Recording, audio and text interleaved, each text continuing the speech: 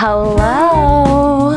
Hey y'all, my name is Tess Wicks and this is Wander Wealthy, a place for women to get inspired and achieve their personal growth, money, and travel goals. I am completely out of my comfort zone. I just got done with a workout, my hair is still sweaty, I hardly have any makeup on, and I'm still in my workout gear, and I kept thinking, oh, I can't make a video until I take a shower, until I put my makeup on, until my hair is dry and perfect, until I find the right outfit. And that led me to start thinking about this video that I wanted to create for you guys, which is you'll never be rich if you don't do these 9 things.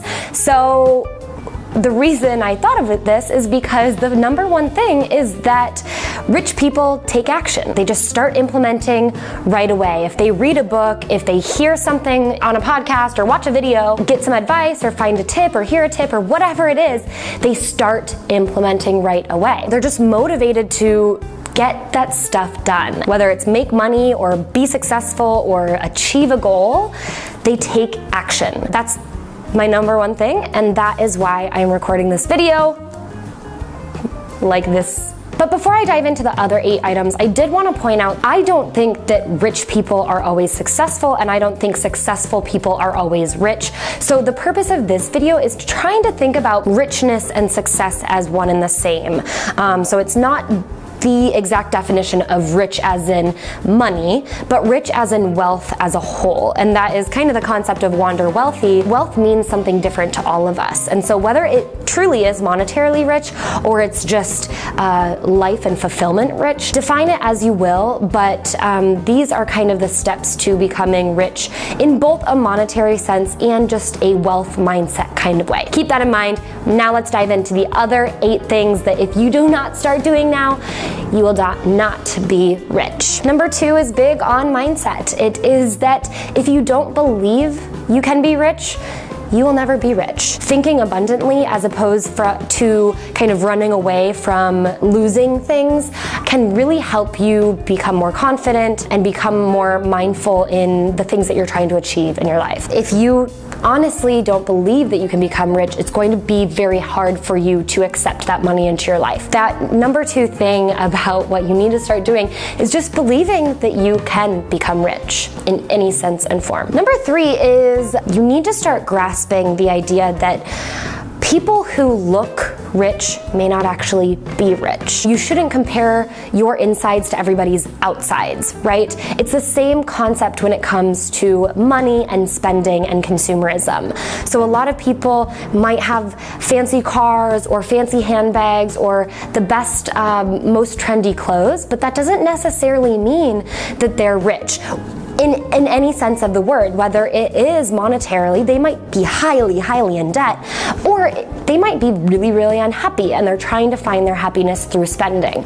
So just remember, even if you are kind of a spender and you like to have some of these nice things, that's totally okay, but try to get out of the comparison game. Other people who might look rich may not actually be rich within themselves or in their bank account. Number 4 is you have to learn to pay yourself first. The idea that you can stash away some of your income for achieving financial freedom in the future is really highly powerful. Once you get in the habit of paying yourself first, you'll find that savings or investment can grow exponentially, and you'll really feel that power and that confidence of being able to accumulate wealth.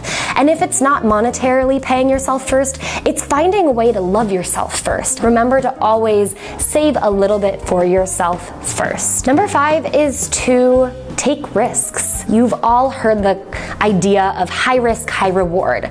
That saying applies to all areas of life, whether it is truly monetarily and you're making investments, or it's in career aspect and you're leaving your job, or it's in a relationship and you're deciding to move across the country to be with someone that you love.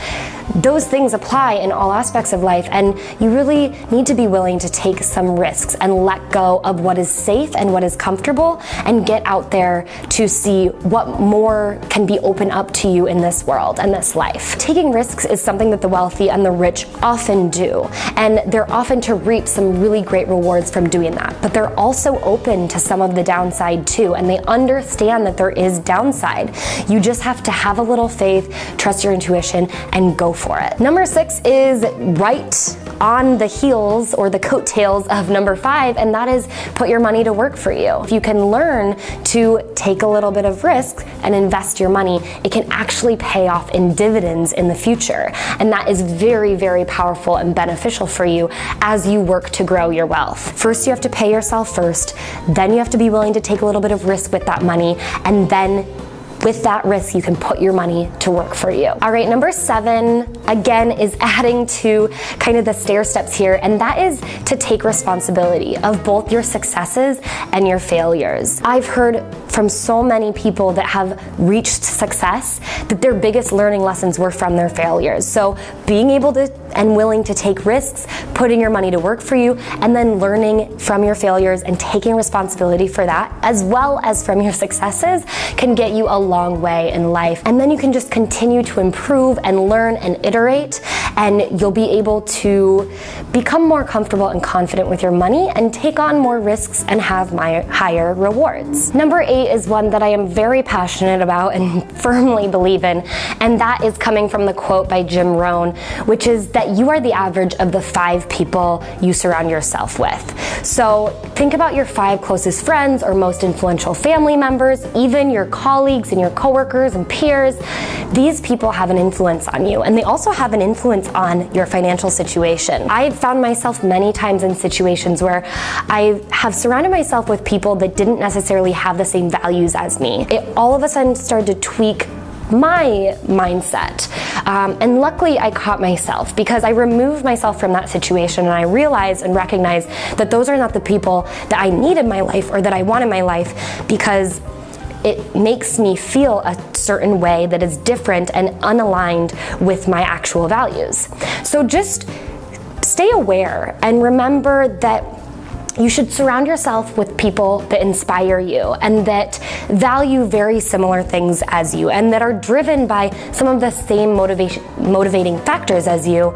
And if they aren't, or if they don't value those things, they should at least understand and respect your values and never have an influence in a negative way upon how you like to spend your money, how you like to spend your time, and how you like to foster your relationships and your career and your life and your happiness. Be aware and remember to surround yourself with people who inspire you, who make you feel wealthy, and who make you truly happy and comfortable and motivated. All right, number 9 is a big one, and it is one that I have been practicing religiously lately, and that is to say no. The most wealthy and rich people really value their time, and they recognize that time is money, and they exercise their right to say no. Just remember that next time you're being propositioned to go on a shopping trip, or to go out to lunch or dinner, or to grab a quick bite to eat or coffee, that your time is valuable. And sometimes with your time, although time is money, it also can come with an additional expense.